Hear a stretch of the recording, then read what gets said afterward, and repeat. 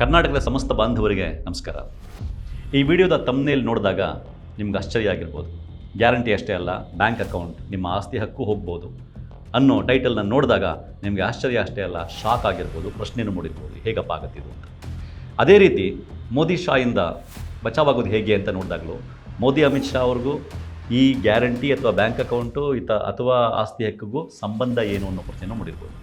ನೀವು ಈ ವಿಡಿಯೋ ನೋಡ್ತಾ ಇದ್ದಂಗೆ ಎರಡೂ ಪ್ರಶ್ನೆಗಳಿಗೆ ಉತ್ತರ ಸಿಗುತ್ತೆ. ಅಷ್ಟೇ ಅಲ್ಲ, ನಿಮ್ಮ ಗ್ಯಾರಂಟಿ ಯೋಜನೆಗಳಾಗಿರಬಹುದು ಅಥವಾ ನಿಮ್ಮ ಬ್ಯಾಂಕ್ ಅಕೌಂಟ್ ಆಗಿರ್ಬೋದು, ನಿಮ್ಮ ಆಸ್ತಿ ಹಕ್ಕಾಗಿರ್ಬೋದು, ಯಾವುದೂ ಕೂಡ ನಷ್ಟ ಆಗದೇ ಇರೋ ಥರ ನೀವು ಉಳಿಸ್ಕೋಬೇಕು ಅಂತಂದರೆ ಏನು ಮಾಡಬೇಕು ನೀವು ಅನ್ನೋ ಪರಿಹಾರವನ್ನೂ ಕೂಡ ಈ ವಿಡಿಯೋದಲ್ಲಿ ಕಡೆಯಲ್ಲಿ ನಾನು ಹೇಳ್ತೀನಿ.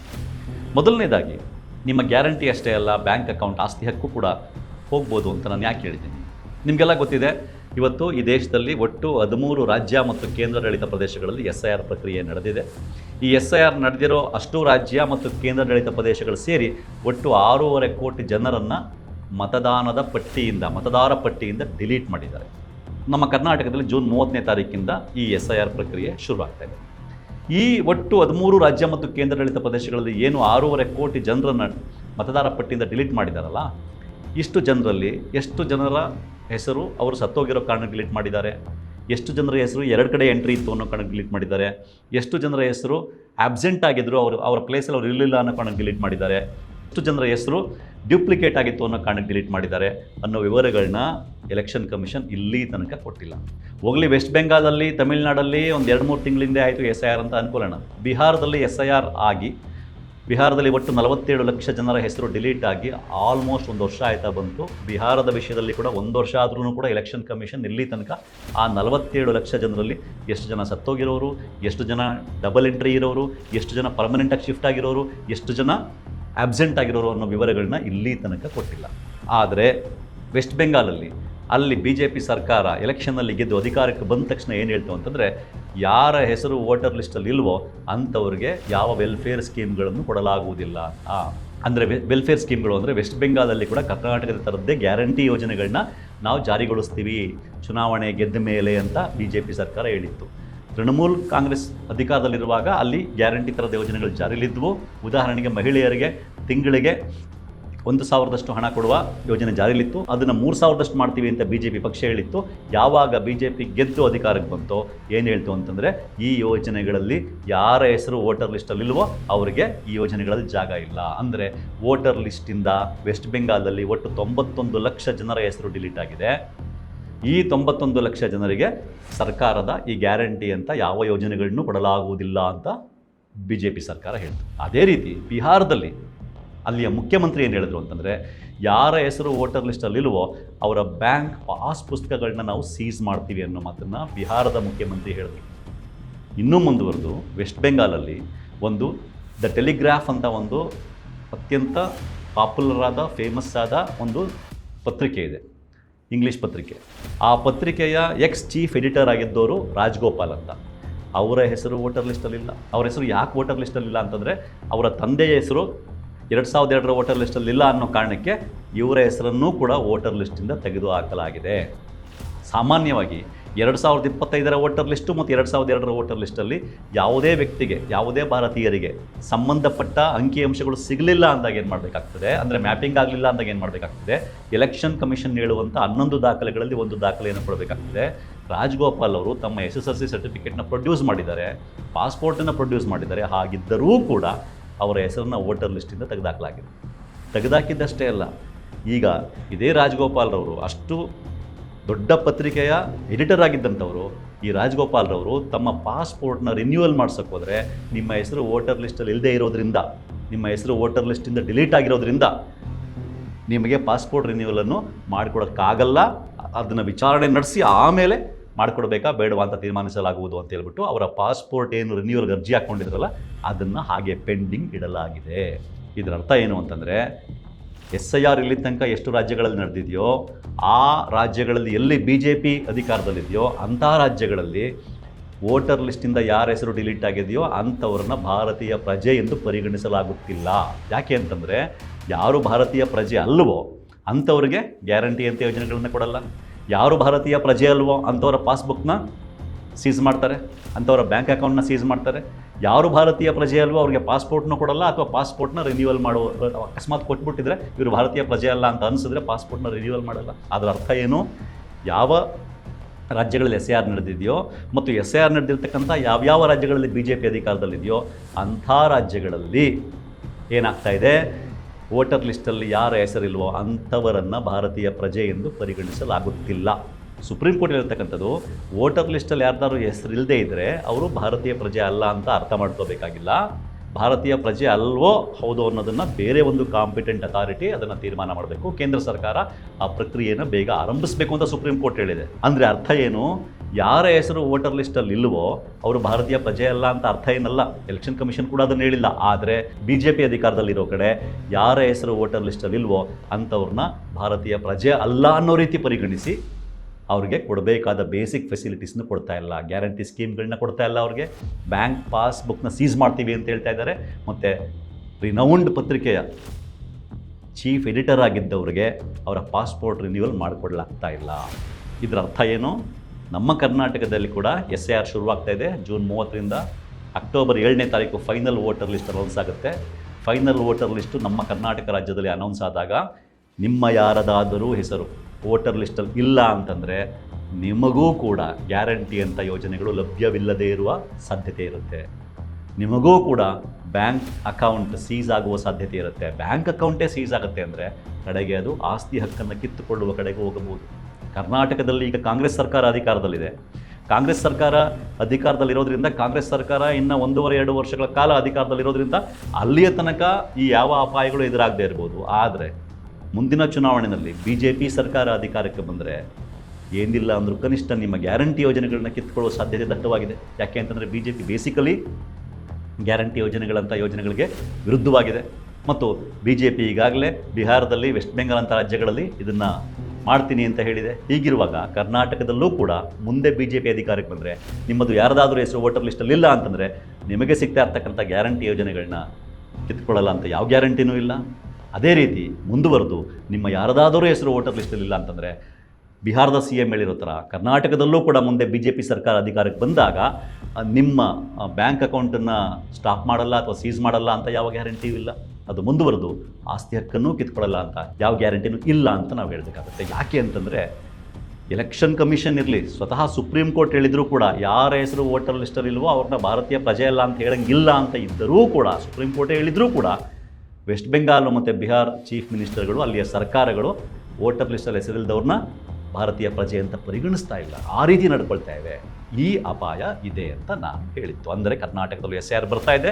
SIRನ ಪ್ರಕ್ರಿಯೆಯಲ್ಲಿ ನಿಮ್ಮ ಹೆಸರು ವೋಟರ್ ಲಿಸ್ಟಿಂದ ಡಿಲೀಟ್ ಆಗೋದ್ರೆ ಮುಂದೆ ಅಕಸ್ಮಾತ್ BJP ಸರ್ಕಾರ ಅಧಿಕಾರಕ್ಕೆ ಬಂದರೆ ಈ ಎಲ್ಲ ಅಪಾಯಗಳನ್ನು ನೀವು ಎದುರಿಸಬೇಕಾಗ್ತದೆ. ಇನ್ನೂ ಮುಂದುವರೆದು ಹೇಳೋದಾದರೆ ಅದು BJP ಪಕ್ಷ ಅಧಿಕಾರಕ್ಕೆ ಬರೋ ಮೊದಲೇನೂ ಕೂಡ ಅಪಾಯ ಎದುರಾಗ್ಬೋದು. ಯಾಕೆ ಅಂತಂದರೆ ಇನ್ನೇನು 4-5 ತಿಂಗಳುಗಳಲ್ಲಿ ಇಡೀ ದೇಶದಲ್ಲಿ SIR ಮುಗಿತದೆ. SIR ಮುಗಿದ ಮೇಲೆ ಕೇಂದ್ರದಲ್ಲಿ ಅಧಿಕಾರದಲ್ಲಿರ್ತಕ್ಕಂಥ BJP ಸರ್ಕಾರ ಪ್ರತಿ ರಾಜ್ಯದಲ್ಲೂ ಕೂಡ ಎಷ್ಟು ಜನರ ಹೆಸರು ವೋಟರ್ ಲಿಸ್ಟಲ್ಲಿದೆಯೋ ಅಷ್ಟು ಜನರಿಗೆ ಅನ್ವಯವಾಗುವಂತೆ ಮಾತ್ರ ನಾವು ಕೇಂದ್ರದಿಂದ ಅನುದಾನವನ್ನು ಕೊಡ್ತೀವಿ ಅಂತ ಹೇಳೋ ಸಾಧ್ಯತೆ ನಾವು ಅಲ್ಲಗಳೆಯೋಕ್ಕಾಗಲ್ಲ. ಯಾಕೆ ಅಂತಂದರೆ ಮೋದಿಯವರು ಪ್ರಧಾನಮಂತ್ರಿ ಆದಮೇಲೆ ರಾಜ್ಯಗಳಿಗೆ ಕೊಡ್ತಿರೋ ಅನುದಾನಗಳನ್ನ ಒಂದಲ್ಲ ಒಂದು ರೀತಿ ಕಟ್ ಮಾಡ್ತಾ ಬರ್ತಾ ಇದ್ದಾರೆ. ಅದರಲ್ಲೂ ಸೌತ್ ಇಂಡಿಯಾದ ರಾಜ್ಯಗಳಿಗಂತೂ ಇನ್ನೂ ಕಡಿಮೆ ಮಾಡ್ತಾ ಬರ್ತಾ ಇದ್ದಾರೆ. ಇತ್ತೀಚಿನ ಉದಾಹರಣೆ ಅದಕ್ಕೆ ಯಾವುದು ಅಂತಂದರೆ BBG ರಾಮ್ಜಿ ಯೋಜನೆ. ಮೊದಲು ಏನು ನರೇಗಾ ಸ್ಕೀಮ್ ಇತ್ತೋ ಆ ನರೇಗಾ ಸ್ಕೀಮ್ನಲ್ಲಿ ಕೇಂದ್ರ ಸರ್ಕಾರ ಒಟ್ಟು ಹಣದಲ್ಲಿ 90% ರಾಜ್ಯಗಳಿಗೆ ಕೊಡ್ತಾ ಇತ್ತು. ಈಗ 60% ಮಾತ್ರ ಕೊಡ್ತೀನಿ, 40% ರಾಜ್ಯಗಳೇ ಭರಿಸಬೇಕು ಅಂತ ಹೇಳ್ತಾ ಇದೆ. ಈ ರೀತಿ ಇರೋದ್ರಿಂದ ಯಾರು ವೋಟರ್ ಲಿಸ್ಟಲ್ಲಿ ಇರ್ತಾರೋ ಆ ಸಂಖ್ಯೆಗೆ ಅನುಗುಣವಾಗಿ ಮಾತ್ರ ಅನುದಾನವನ್ನು ಕೊಡ್ತೀನಿ ಅಂತ ಹೇಳೋ ಸಾಧ್ಯತೆಯೂ ಕೂಡ ನಾವು ಅಲ್ಲಗಳೆಯೋಕ್ಕಾಗಲ್ಲ. ಹಾಗಾಗಿ ನಾನು ಹೇಳಿದ್ದು ಈ SIR ಪ್ರಕ್ರಿಯೆಯಲ್ಲಿ ಗ್ಯಾರಂಟಿ ಅಷ್ಟೇ ಅಲ್ಲ, ನಿಮ್ಮ ಬ್ಯಾಂಕ್ ಅಕೌಂಟು ಆಸ್ತಿಯಕ್ಕೂ ಹೊರಟೋಗ್ಬೋದು ಅಂತ. ಇನ್ನು ಇದಕ್ಕೆ ಮೋದಿ ಶಾ ಅಥವಾ BJP ಹೇಗೆ ಕಾರಣ ಅನ್ನೋ ಪ್ರಶ್ನೆ ನಿಮ್ಮಲ್ಲಿರ್ಬೋದು.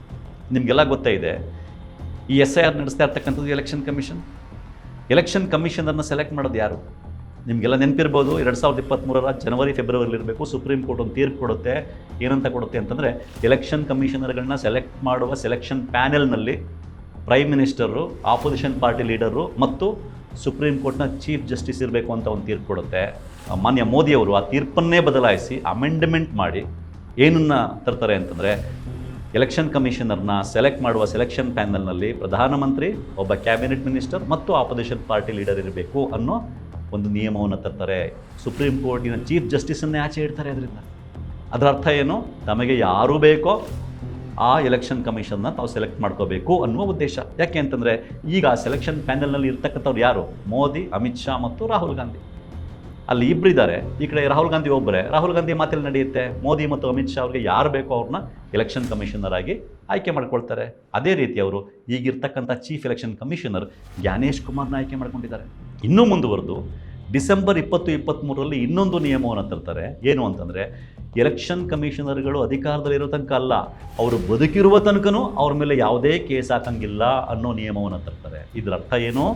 ತಮಗೆ ಬೇಕಾದವ್ರನ್ನ ಎಲೆಕ್ಷನ್ ಕಮಿಷನರ್ ಮಾಡೋದು, ಆಮೇಲೆ ಅವರು ತಮಗೆ ಬೇಕಾದಂತೆ ಎಲೆಕ್ಷನ್ ಕಮಿಷನಲ್ಲಿ ರೂಲ್ಸ್ಗಳನ್ನ ಮಾಡಬೇಕು. ಆ ರೂಲ್ಸ್ಗಳನ್ನ ಇನ್ನೊಂದು ಮಾಡಿದ್ರು ಅನ್ನೋ ಕಾರಣಕ್ಕೆ ಅವ್ರು ಏನಾದ್ರು ತಪ್ಪಾದರೆ ಅವ್ರ ಮೇಲೆ ತನಿಖೆ, ಅವ್ರು ಬದುಕಿರೋ ತನಕಲೂ ಆಗಬಾರ್ದು ಅನ್ನೋ ತೀರ್ಪನ್ನು ತರ್ತಾರೆ, ನಿಯಮವನ್ನು ತರ್ತಾರೆ ಅಂತಂದರೆ ನೀವು ಅರ್ಥ ಮಾಡ್ಕೊಳ್ಳಿ. ಎಲೆಕ್ಷನ್ ಕಮಿಷನ್ ಎಲೆಕ್ಷನ್ ಕಮಿಷನ್ ತೆಗೆದುಕೊಳ್ಳುವ ಪ್ರತಿ ನಿರ್ಧಾರದ ಹಿಂದೆ ಯಾರಿರ್ತಾರೆ ಪರೋಕ್ಷವಾಗಿ ಅನ್ನೋದು ಯಾರಿಗಾದ್ರೂ ಅರ್ಥ ಆಗ್ತದೆ.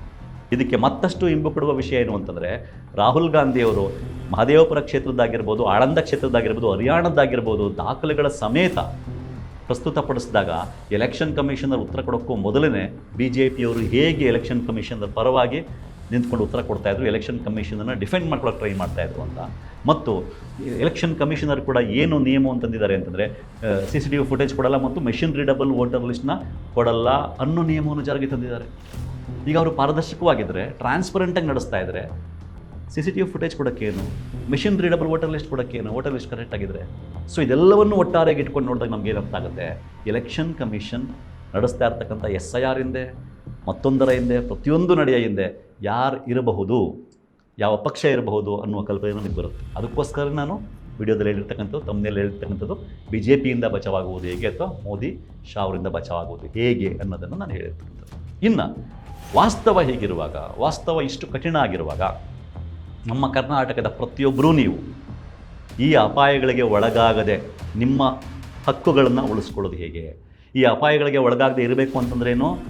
ಈ SIR ಏನು ನಡೀತಾ ಇದೆ, SIRಲ್ಲಿ ನಿಮ್ಮ ಹೆಸರು ಮಿಸ್ ಆಗದಂಗೆ ನೀವು ನೋಡ್ಕೋಬೇಕು. ನಿಮ್ಮ ಹೆಸರು ಮತಪಟ್ಟಿಲಿ ಇರಬೇಕು. ನಿಮ್ಮ ಹೆಸರು ಮತಪಟ್ಟಿಲಿ ಇರಬೇಕು ಅಂದರೆ ವೆರಿ ಸಿಂಪಲ್. ಏನಾಗಬೇಕಾಗಿದೆ, 2002ರ ಮತಪಟ್ಟಿ ಮತ್ತು 2025ರ ಮತಪಟ್ಟಿ ಎರಡರ ನಡುವೆ ನಿಮ್ಮ ಹೆಸರು ಮ್ಯಾಪಿಂಗ್ ಆಗಬೇಕು. ಮ್ಯಾಪಿಂಗ್ ಆಗಬೇಕು ಅಂದರೆ ಏನು? 2025ರ ಮತಪಟ್ಟಿ ಮತ್ತು 2002ರ ಮತಪಟ್ಟಿ ಎರಡರಲ್ಲೂ ಕೂಡ ನಿಮಗೆ ಮತ್ತು ನಿಮ್ಮ ತಂದೆ ತಾಯಿಗೆ ಸಂಬಂಧಿಸಿದ ಡಾಟಾ ಇರಬೇಕು ಅಥವಾ ಅಂಕಿಅಂಶಗಳು ಇರಬೇಕು. ಯಾವ ಅಂಕಿಅಂಶಗಳಿದು? Very simple. 2025ರ ಮತಪಟ್ಟಿ ಮತ್ತು 2002ರ ಮತಪಟ್ಟಿ ಎರಡರಲ್ಲೂ ಕೂಡ ನಿಮ್ಮ ಹೆಸರು ಅಥವಾ ನಿಮ್ಮ ತಂದೆ ತಾಯಿಯ ಹೆಸರು, ಬೂತ್ ನಂಬರು, ಸೀರಿಯಲ್ ನಂಬರು ಮತ್ತು ಅಸೆಂಬ್ಲಿ ಕಾನ್ಸ್ಟಿಟ್ಯೂನ್ಸಿ ನಂಬರ್ ಇಷ್ಟಿರಬೇಕು. ಇಷ್ಟಿದ್ದರೆ ನಿಮ್ಮ ಹೆಸರು ಮ್ಯಾಪಿಂಗ್ ಆಗುತ್ತೆ ಮತ್ತು ನಿಮ್ಮ ಹೆಸರು ವೋಟರ್ ಲಿಸ್ಟ್ನಲ್ಲಿ ಬರುತ್ತೆ. ಅಕಸ್ಮಾತ್ ಒಂದಲ್ಲ ಒಂದು ಕಾರಣಕ್ಕೆ ಡಾಟಾ ಸಿಗದೆ, ನಿಮ್ಮ ಅಥವಾ ನಿಮ್ಮ ತಂದೆ ತಾಯಿಯ ವಿವರಗಳು ಸಿಗದೇ ಮ್ಯಾಪಿಂಗ್ ಆಗಿಲ್ಲ ಅಂದಾಗ ಆಗ ನಿಮ್ಮ ಹೆಸರು ವೋಟರ್ ಲಿಸ್ಟಲ್ಲಿ ಬರಲ್ಲ. ಅಂಥ ಒಂದು ಸಂದರ್ಭದಲ್ಲಿ ನೀವೇನು ಮಾಡಬೇಕಾಗ್ತದೆ ಅಂದರೆ, ನಿಮಗೆ ಮತ್ತು ನಿಮ್ಮ ತಂದೆ ತಾಯಿಗೆ ಸಂಬಂಧಿಸಿದಂಥ ಎಲೆಕ್ಷನ್ ಕಮಿಷನ್ ಹೇಳುವ 11 ದಾಖಲೆಗಳಲ್ಲಿ ಒಂದು ದಾಖಲೆಯನ್ನು ಕೊಡಬೇಕಾಗ್ತದೆ. ಆಗ ನಿಮ್ಮ ಹೆಸರು ವೋಟರ್ ಲಿಸ್ಟಲ್ಲಿ ಬರುತ್ತೆ. ಮೊದಲನೇದಾಗಿ ಮ್ಯಾಪಿಂಗ್ ಆಗಬೇಕು.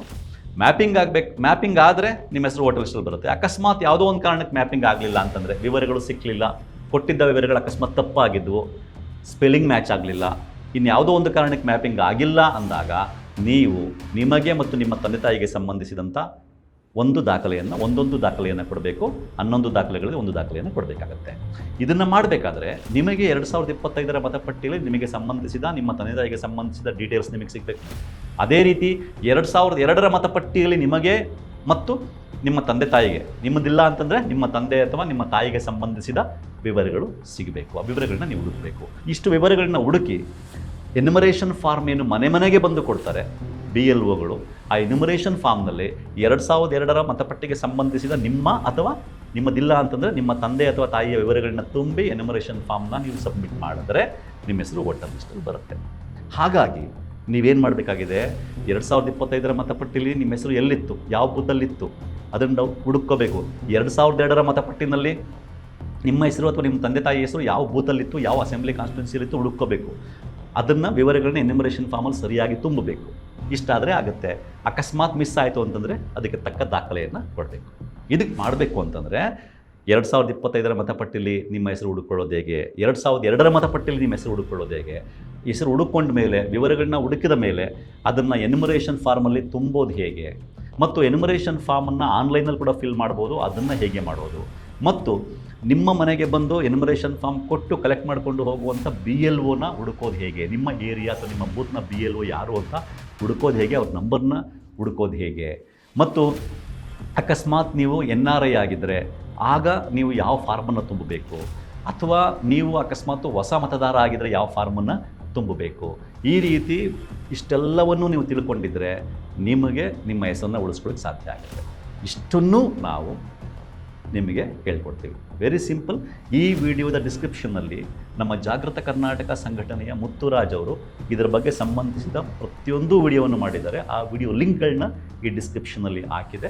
ನೀವು ಆ ವಿಡಿಯೋ ಲಿಂಕ್ಗಳು ನೋಡಿ. ಅಂದರೆ ಎನ್ಯುಮರೇಷನ್ ಫಾರ್ಮ್ ತುಂಬೋದು ಹೇಗೆ ಅಂತ ಒಂದು ವಿಡಿಯೋ ಇದೆ, 2002 ಮತಪಟ್ಟಿಯಲ್ಲಿ ನಿಮ್ಮ ಹೆಸರು ಹುಡುಕೊಳ್ಳೋದು ಹೇಗೆ ಅಂತ ವಿಡಿಯೋ ಇದೆ. ಪ್ರತಿಯೊಂದು ನೋಡಿದಾಗ ನಿಮಗೆ ನಿಮ್ಮ ಹೆಸರನ್ನು ಮತಪಟ್ಟಿಯಲ್ಲಿ ಉಳಿಸ್ಕೊಳ್ಳೋಕ್ಕೆ ನೀವೇನು ಮಾಡಬೇಕು ಅದಕ್ಕೆ ಸಂಬಂಧಿಸಿದ ಪ್ರತಿಯೊಂದು ವಿವರ, ಪ್ರತಿಯೊಂದು ಸಲಹೆ ಅಲ್ಲಿದೆ. ಇಷ್ಟನ್ನು ಮಾಡಿದ್ರೆ ನಿಮ್ಮ ಹೆಸರನ್ನು ಮತಪಟ್ಟಿಯಲ್ಲಿ ಉಳಿಸ್ಕೋಬೋದು. ಮತ್ತು ನಿಮ್ಮ ಸಂಬಂಧಿಕರು, ನಿಮ್ಮ ಸ್ನೇಹಿತರು ಅವ್ರಿಗೂ ಕೂಡ ಇದನ್ನು ನೋಡಿ ಈ ರೀತಿ ಸಲಹೆಗಳನ್ನ ಕೊಟ್ಟು ವಿಷಯ ತಿಳ್ಕೊಂಡು ಅವರ ಹೆಸರನ್ನು ಉಳಿಸ್ಕೊಳ್ಳೋಕೆ ಸಹಾಯ ಮಾಡ್ಬೋದು. ಇಷ್ಟೆಲ್ಲ ಆಗಿಯೂ ಕೂಡ ನಿಮ್ಮ ಹಲವರ ಹೆಸರು ಮತಪಟ್ಟಿಯಿಂದ ಬಿಟ್ಟು ಹೋಗ್ಬೋದು. ಯಾವ ಕಾರಣಕ್ಕೆ? ಉದಾಹರಣೆಗೆ ನೀವೊಬ್ಬ ಅನಾಥ ಮಹಿಳೆ ಅಂತ ಅಂದ್ಕೊಳ್ಳಿ. ಅನೇಕ ಅನಾಥ ಮಹಿಳೆಯರು, ಅನಾಥ ಪುರುಷರಿದ್ದಾರೆ. ನಿಮಗೆ ನಿಮ್ಮ ತಂದೆ ತಾಯಿ ಯಾರು ಒಂದು ಗೊತ್ತಿರಲ್ಲ, ಕ್ಯಾಸ್ಟ್ ಯಾವುದು ಒಂದು ಗೊತ್ತಿರಲ್ಲ, ಮತ್ತು ನೀವು SLC ಮಾಡಿಲ್ಲದೆ ಇರ್ಬೋದು. ಆಗ ನಿಮ್ಮ ಹೆಸರು ವೋಟರ್ ಲಿಸ್ಟಲ್ಲಿರಲ್ಲ, ಮ್ಯಾಪಿಂಗೂ ಆಗಲ್ಲ. ಮ್ಯಾಪಿಂಗ್ ಆಗಲ್ಲ ಅಂದಾಗ ದಾಖಲೆ ಕೊಡೋಣ ಅಂದರೆ ಯಾವ ದಾಖಲೆನೂ ಇಲ್ಲ. ಯಾಕೆಂದರೆ ಕ್ಯಾಸ್ಟ್ ಯಾವುದೋ ಒಂದು ಗೊತ್ತಿಲ್ಲ, ಕ್ಯಾಸ್ಟ್ ಸರ್ಟಿಫಿಕೇಟ್ ಕೊಡೋಕ್ಕಾಗಲ್ಲ, SLC ಮಾಡಿಲ್ಲ, SLC ಸರ್ಟಿಫಿಕೇಟ್ ಕೊಡೋಕ್ಕಾಗಲ್ಲ. ಸೊ ಹಾಗಿದ್ದಾಗ ನಿಮ್ಮ ಹೆಸರು ಬಿಟ್ಟು ಹೋಗೇ ಹೋಗುತ್ತೆ. ಅದೇ ರೀತಿ ಅಲೆಮಾರಿ ಸಮುದಾಯದವರಾಗಿರ್ಬೋದು, ಬಡವರಾಗಿರ್ಬೋದು. ಈ ರೀತಿ ಮುಖ್ಯವಾಗಿ ಬಡವರು, ಅಲೆಮಾರಿ ಸಮುದಾಯದವರು, ಅನಾಥ ಮಹಿಳೆಯರು, ಆಮೇಲೆ ಮಹಿಳೆಯರು ಒಂದೂರಿಂದ ಇನ್ನೊಂದೂರಿಗೆ ಮದುವೆಯಾಗಿ ಬಂದಿರ್ತಾರೆ, ಸರಿಯಾಗಿ ಡಾಟಾ ಸಿಗಲ್ಲ. ಈ ಎಲ್ಲ ಕಾರಣಗಳಿಗೆ ನಿಮ್ಮ ಅನೇಕರ ಹೆಸರು ಬಿಟ್ಟು ಹೋಗ್ಬೋದು. ಕರ್ನಾಟಕದಲ್ಲಿರ್ತಕ್ಕಂಥ ಕಾಂಗ್ರೆಸ್ ಸರ್ಕಾರ ಎಷ್ಟೇ ವರ್ಕ್ ಮಾಡಿದ್ರು ಕೂಡ, ಜನಗಳು ವರ್ಕ್ ಮಾಡಿದ್ರು ಕೂಡ ಕನಿಷ್ಠ 20 ಲಕ್ಷದಷ್ಟಾದರೂ ಜನಗಳ ಹೆಸರು ವೋಟರ್ ಲಿಸ್ಟಿಂದ ಬಿಟ್ಟೋಗೋ ಸಾಧ್ಯತೆ ಇದೆ. ಇಂಥ ಒಂದು ಸನ್ನಿವೇಶದಲ್ಲಿ ನೀವು ನಿಮ್ಮ ಹಕ್ಕನ್ನು ಪ್ರತಿಪಾದಿಸಿ ಒಂದು ಹೋರಾಟವನ್ನು ಕೂಡ ಕಟ್ಕೊಳ್ಳೋಕ್ಕೆ ರೆಡಿ ಆಗಬೇಕಾಗತ್ತೆ. ಅಕ್ಟೋಬರ್ 7ನೇ ತಾರೀಕು ಆದಮೇಲೆ ಈ ಹೋರಾಟವನ್ನು ಕಟ್ಟಿಕೊಂಡು ನಾವು ಭಾರತೀಯರು, ನಮಗೆ ಅನಾಥ ಮಹಿಳೆ ಇರ್ತಾರೊಬ್ಬರು, ಅವ್ರಿಗೆ ಹೆಂಗೆ ಡಾಕ್ಯುಮೆಂಟ್ ಸಿಗುತ್ತೆ? ಅವ್ರ ಅನಾಥ ಮಹಿಳೆ ಅಂತ ಹೇಳ್ಬಿಟ್ಟು ಅವ್ರ ಹೆಸರನ್ನ ವೋಟರ್ ಲಿಸ್ಟ್ನ ತೆಗೆದಾಕಾಗ್ಬಿಡುತ್ತಾ, ಮ್ಯಾಪಿಂಗ್ ಆಗ್ತಾಯಿಲ್ಲ, ಮತ್ತು ಅವ್ರ ಹತ್ರ ಯಾವ ದಾಖಲೆ ಇಲ್ಲ ಅಂತೇಳಿ ಅವ್ರನ್ನ ವೋಟರ್ ಲಿಸ್ಟಿಂದನೂ ಆಚೆ ಇಟ್ಬಿಡೋದು. ಎಷ್ಟು ಸರಿ ನೀವು ಯೋಚನೆ ಮಾಡಿ. ಹಾಗಾಗಿ ಕಡೆಗೂ ಆಚೆ ಉಳ್ಕೊಂಡ್ರೆ ನಿಮ್ಮ ಹೆಸರು, ನಿಮ್ಮಂಥ ಅನೇಕರು ಸೇರಿಕೊಂಡು ಒಂದು ಪ್ರತಿಭಟನೆ ಹೋರಾಟವನ್ನು ಕಟ್ಟಬೇಕಾಗುತ್ತೆ. ಅದರ ಮೂಲಕ ನಾವು ಭಾರತೀಯರು ಅನ್ನೋದನ್ನು ಪ್ರತಿಪಾದಿಸಿ ನಮ್ಮ ಹೆಸರು ವೋಟರ್ ಲಿಸ್ಟಲ್ಲಿ ಇರೋ ಥರ ನೋಡ್ಕೋಬೇಕಾಗುತ್ತೆ. ಒಟ್ಟಾರೆಯಾಗಿ ಈಗ ಸದ್ಯಕ್ಕೆ ನಿಮ್ಮ ಹೆಸರನ್ನ ವೋಟರ್ ಲಿಸ್ಟ್ ಉಳಿಸ್ಕೊಳ್ಳೋದು ಹೇಗೆ ಅನ್ನೋದಕ್ಕೆ ಡಿಸ್ಕ್ರಿಪ್ಷನಲ್ಲಿ ಅಷ್ಟು ಲಿಸ್ಟ್ ಇದೆ, ವಿಡಿಯೋಗಳ ಲಿಸ್ಟ್ ಇದೆ. ಅದನ್ನು ನೋಡಿ ನಿಮ್ಮ ಹೆಸರನ್ನು ವೋಟರ್ ಲಿಸ್ಟಲ್ಲಿ ಉಳಿಸ್ಕೊಳ್ಳೋಕ್ಕೆ ಪ್ರಯತ್ನ ಪಡಿ. ಮತ್ತು ನಿಮ್ಮ ಸ್ನೇಹಿತರು, ನೆಂಟರು ಎಲ್ಲರೂ ಕೂಡ ಈ ವಿಷಯವನ್ನು ತಿಳಿಸಿ. ನಮಸ್ಕಾರ. ಮತ್ತಷ್ಟು ವಿಶೇಷ ವಿಡಿಯೋಗಳನ್ನು ನೋಡಲು ಮತ್ತು ಹೊಸ ವಿಡಿಯೋಗಳ ಬಗ್ಗೆ ತಿಳಿಯಲು ಈ ದಿನ .com ಯೂಟ್ಯೂಬ್ ಚಾನೆಲ್ ಸಬ್ಸ್ಕ್ರೈಬ್ ಮಾಡಿ ಮತ್ತು ಬೆಲ್ ಐಕಾನ್ ಕ್ಲಿಕ್ ಮಾಡಿ.